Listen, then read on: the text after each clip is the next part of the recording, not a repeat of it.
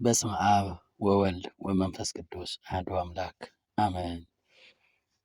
አንድ አምላክ በሆነ በአብ ወልድ መንፈስ ቅዱስ ስም ሰኔ 30 በዚች ዕለት ነቢዩ ሰማዕትና ሐዋርያ የሆነ መጥምቁ ዮሐንስ ተወለደ። ይህም በእናቱ ማኅፀን ውስጥ ሳለ ለእግዚአብሔር ልጅ የሰገደው ነው። ይህም በመድኃኔ ክርስቶስ ራስ ላይ እጁን ጭኖ በውሃ ያጠምቀው ዘንድ የተገባው ነው። በቅዱስ ወንጌል እንደተነገረ ወንድ ልጅን ትወልድ ዘንድ የኤልሳቤጥ የፅንሷ ወራት በተፈጸመ ጊዜ ወንድ ልጅን ወለደች። ዘመዶቿና ጎረቤቶቿ እግዚአብሔር ቸርነቱን እንዳበዛላት በሰሙ ጊዜ ስለ እርሷ ደስ አላቸው። በስምንተኛው ቀን ሊገዝሩት መጡ። በአባቱም ስም ዘካርያስ ብለው ጠሩት። እናቱ ግን አይሆንም፣ ዮሐንስ ይባል አለችው።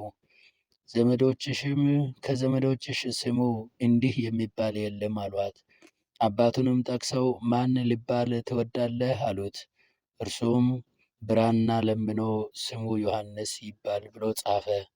ሁሉም አደነቁ። ያን ጊዜ አንደበቱ ከዲዳነት ተፈትቶለት ተናገረ። እግዚአብሔርንም ፈጽሞ አመሰገነው።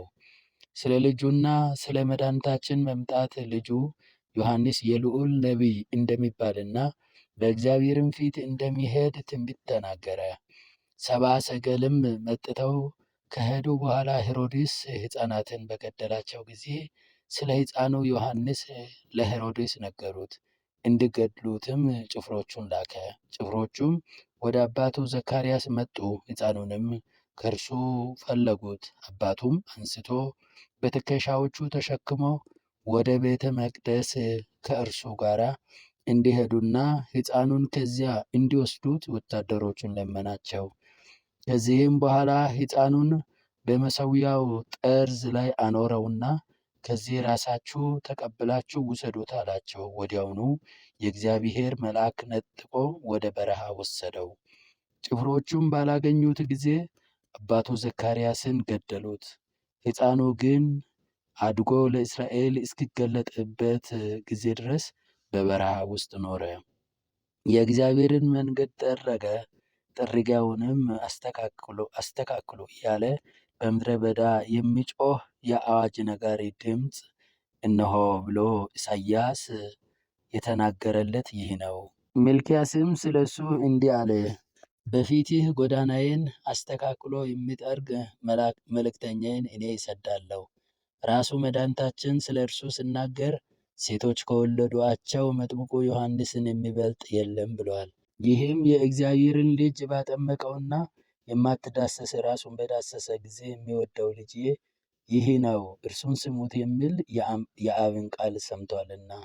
ዳግመኛም ክብር ይግባውና በመድኃኒታችን በኢየሱስ ክርስቶስ ራስ ላይ መንፈስ ቅዱስ ወርዶ ሲቀመጥ አየ።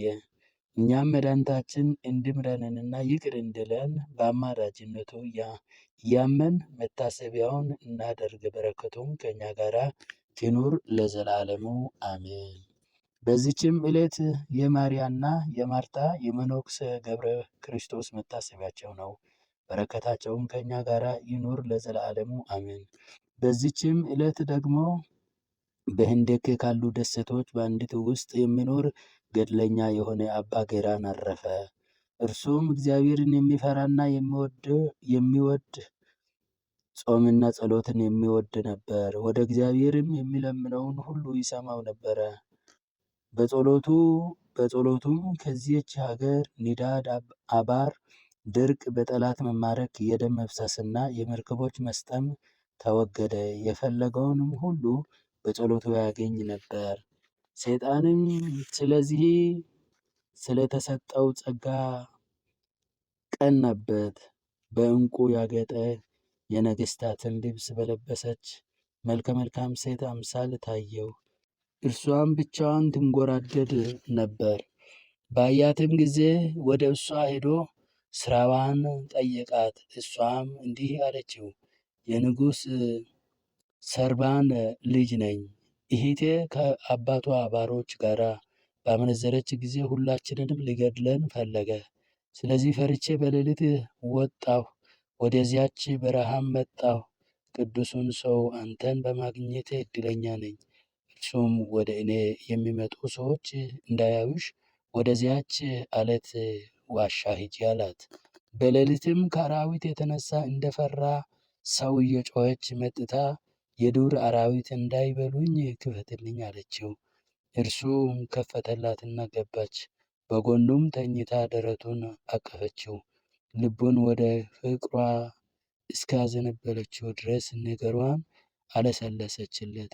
ያን ጊዜ ያደረበት የመንፈስ ቅዱስ ጸጋ ተለየው። ከእርሷም ጋር ተኝቶ ኃጢአት እንደሰራ ሆነ። ከስህተት ስካር በነቃ ጊዜ በጠላት ሰይጣን ተንኮል ተሸንፎ እንደበደለ አወቀ። ከዚህም በኋላ ከሰይጣን ተንኮል የተነሳ ያገኘውን ሁሉ በስጋው ኃጢአት እንደሰራ ጻፈ። ከዚህ በኋላ ከደሴቲቱ ተራራ ድንጋይ አንስቶ እስከሚሞት ድረስ ራሱንና ደረቱን እየደበደበ ኖረ። ነፍሱም ድና ወደ ዘላለም ሕይወት በጌታችን ቸርነት ገባች። ከዚህ በኋላ እንደ ልማዳቸው ከእርሱ ቡራኬ ሊቀበሉ ሰዎች መጥተው አላገኙትም። በፈለጉትም ጊዜ ተኝቶ አገኙትና ያንቀላፋ መስሏቸው ሊቀሰቅሱት ጀመሩ። ግን ሞቶ አገኙት። አለቀሱለት፣ ተሳለሙት፣ ገንዘውም ቀበሩት። ከዚህ በኋላ ሞቱ በጠላት ሰይጣን ተንኮል ምክንያት ስለመሆኑ የጻፈውን አገኙት። ለእግዚአብሔር ምስጋና ይሁን። እኛንም በቅዱሳን ጻድቃንና ሰማዕታት ጸሎት መንፈሳውያን በሆኑ በቅዱሳን መላእክት አማላጅነት ይልቁንም አምላክን በወለደች በእመቤታችን ቅድስት ድንግል ማርያም በጸሎቷና በአማላጅነቷ ከሰይጣን ወጥመድ ያድነን። የሊቃነ ጳጳሳት አለቃ አባ ማትያስን ይጠብቀው። ሃይማኖታቸው የቀና ሁሉንም የጳጳሳት አለቆችና ኤጲስቆጶሳትንም ይጠብቅልን። ሀገራችን ኢትዮጵያንም ይጠብቃት ለዘላለሙ አሜን። የተባረከ የሰኔ ወር በእግዚአብሔር ቸርነት ተፈጸመ። አሜን። ጌታ ሆይ ከብልጽግናቸው ብዛት የተነሳ ብዙ መባ ካገቡት ይልቅ የድሃይቱን አነስተኛ መባ እንደተቀበለ ለሁል ጊዜ የሚያገለግሉ አእላፋት መላእክትን እያሳሰቡ በችግሬ ጊዜ የማቀርብልን ምስጋና ተቀበል።